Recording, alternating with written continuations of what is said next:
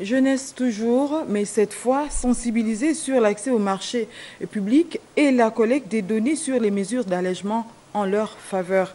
Cette première session de sensibilisation pleine d'enseignements était donc l'opportunité pour les responsables du budget et des finances publiques d'éclairer ses compatriotes sur la question. Étaient présents également Annick Onkassa et Tanguy Tsaga de notre rédaction. Le Conseil provincial de la jeunesse de l'Estuaire à l'école du savoir. À côté des responsables du budget et des finances publiques, les jeunes hommes et femmes ont été sensibilisés sur les opportunités d'accès au marché public.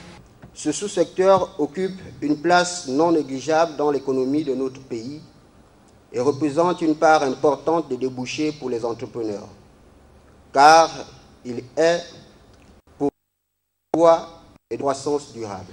Amener les jeunes à s'approprier les mesures prises par le chef de l'État en faveur de jeunes et des femmes en matière d'employabilité, tout en saisissant les opportunités d'affaires en marché public et apporter leurs réflexions et contributions pour l'effectivité de la mise en œuvre de cette mesure. Pour les responsables du budget, il est plus qu'urgent d'apporter à la jeunesse de l'Estuaire les informations nécessaires sur le suivi de la collecte des données, des propositions quant aux mesures d'allègement escomptées par ces derniers pour désormais très vite avoir un marché. Les marchés publics sont accessibles à tout opérateur économique parce que l'un des principes des marchés publics, c'est la libre accès à la commande publique pour tous. Et pour ce faire, il faudra justifier quand même d'un minimum d'obligations, notamment être à jour de ces obligations fiscales, parafiscales.